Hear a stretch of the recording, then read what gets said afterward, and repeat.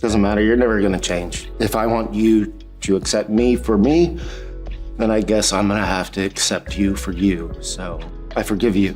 I didn't ask you to forgive Too me. bad. I forgive you anyway. This is where Johnny Galecki broke his own rule for this episode. This guy never promotes specific Big Bang Theory episodes on social media, but he made an exception for this one scene with Beverly.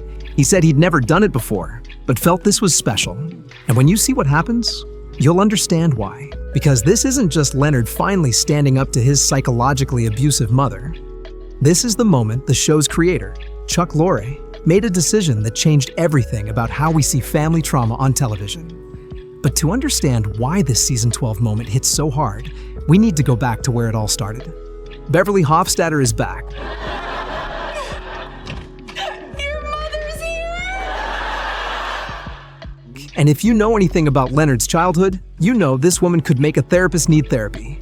Well, to be honest, I hated Beverly because of how Leonard is such a sweetheart and doesn't deserve this treatment.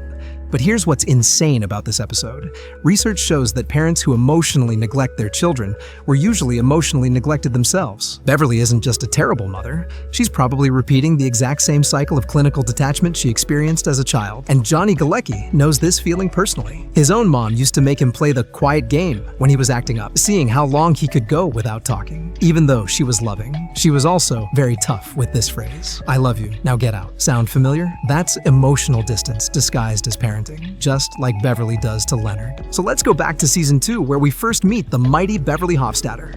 We see another Sheldon replica, cold, analytical, completely detached. She makes Penny cry just by existing. Episode after episode, we watch Leonard try his best to win her approval and fail. That awkward hug at the end made me genuinely sad. Here's what makes it devastating. Beverly has been intimate with her husband and others, so physical touch isn't the issue. It's her reluctance to hug her own son. Think about your mother being disgusted to hug you. What would that make you feel? Then, season 3 brings more of the same torture. Beverly comes back with big family news. Leonard's brother is engaged, but she didn't bother telling Leonard. We'll blame his brother for that one. But then comes the other bombshell. His parents are separated. And guess what? Sheldon knew both of these major family updates before Leonard did. The scenes are funny, but putting yourself in Leonard's shoes makes them heartbreaking. Then there are countless episodes where we see Leonard being psychologically trashed by Beverly while she bonds with Sheldon, until we finally get to season 12, episode 22. Leonard, when are you leaving to pick your mother up from the airport? Never. Look at Leonard here. He's literally forcing himself to be the good son, even though every inch of his being is probably screaming, "Let Sheldon deal with her," but he can't help himself. He's still trying to win Mom's approval after all these years. Also, Penny pushed him to go so. So Beverly shows up and she's being nice, calling Leonard dear, interested in his work, not making comments about his average-sized inferiority complex. Leonard's so confused, he thinks she's dying. Which, honestly, fair assumption when your mother suddenly stops psychoanalyzing you. And this is a high-pulse laser with a BBO crystal. Very impressive. But, But what, dear? I don't know. It's just, usually there's a but followed by something that makes me feel bad.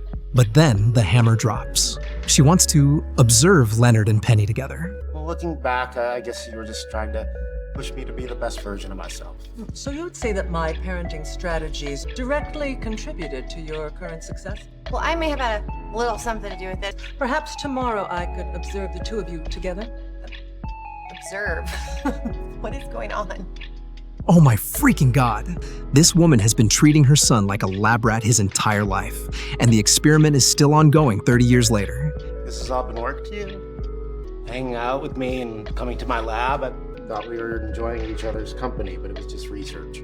I was enjoying it. You know I love research. I can't believe this. You can see the exact moment Leonard's heart shatters. Johnny Galecki really sold this moment. This is the cycle.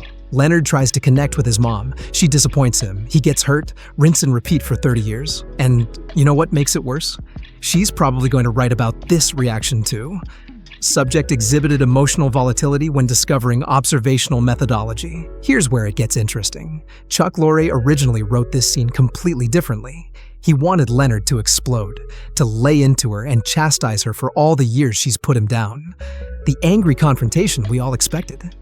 But then, Lorre had a different idea. What if Leonard forgives her instead? What you intended, what matters is the way you made me feel. So, You're here to tell me all the ways that I failed you as a mother. Yeah.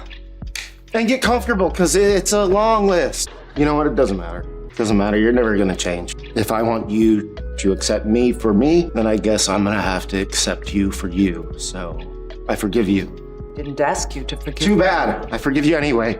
If I want her to accept me for myself, I have to accept her for herself. Guys, this line hit me like a freight train. Leonard finally gets it. He's been trying to change his mom for decades, waiting for her to become the warm, nurturing mother he needed. But she's never going to be that person.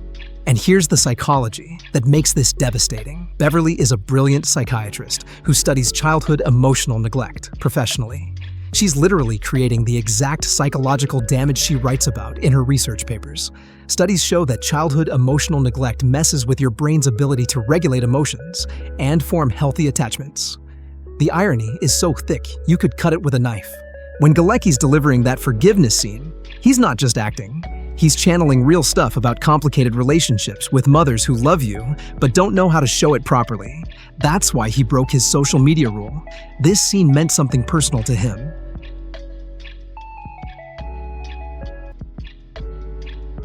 Hug at the end actually made me tear up. Look at this season 12 hug. It's so beautiful. We need to remember that in season 2, we saw an awkward, reluctant embrace. But this time, it was a real one. So beautiful. What makes this scene so good is that Beverly doesn't change. She's still the same emotionally distant woman she's always been. But Leonard finally stops trying to get water from a stone. This hits different when you're older and dealing with your own family trauma. The show doesn't make Beverly the villain. She's just someone who parents through research and logic instead of hugs and validation. It's this vicious cycle that gets passed down generation after generation. Sometimes your parents aren't perfect. Maybe they had a very hard life, and they don't know how to raise you. They don't know how to comfort you. The only people we can't choose is our family. And sometimes it's okay to forgive them. If they want to accept you for who you are, you have to accept them for who they are. This episode basically said, hey, that childhood wound you've been nursing for 3 decades, time to clean it and let it heal. And sometimes that's the most radical thing you can do. Just let go. Plus, this happened in season 12. The show could have kept doing the same Leonard gets hurt by mom storyline forever, but instead, they let him actually grow. So, yeah, if you've got complicated parent stuff, and honestly, who doesn't? This episode might hit you right in the feelings. Sometimes, the bravest thing you can do is stop waiting for someone to change and just accept them as they are. What do you think? Have you had a moment like this with your family? Let me know in the comments. And if this made you think about your own parent stuff, maybe give them a call. Or don't, but do subscribe.